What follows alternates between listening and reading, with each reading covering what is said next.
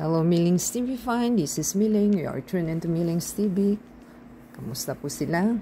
Tayo po'y nakalabas at tayo po'y nag-virtual order sa ating favorite food sa Kenny Rogers Roaster.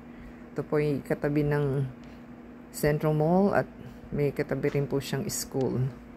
So tayo po ay o-order. Magti-take out po tayo ng ating grilled fish. At the same time, yung pork ribs po na ating in-order. So, nasarapan po tayo. Kaya po tayo mag-order uli. So, yan po ang inyong makikita sa kanilang restaurant. At tayo po waiting. So, voice over lamang po tayo. So, like po, subscribe. At sa Facebook, Twitter, TikTok, and Instagram, i-play po yung ads and video from beginning to end.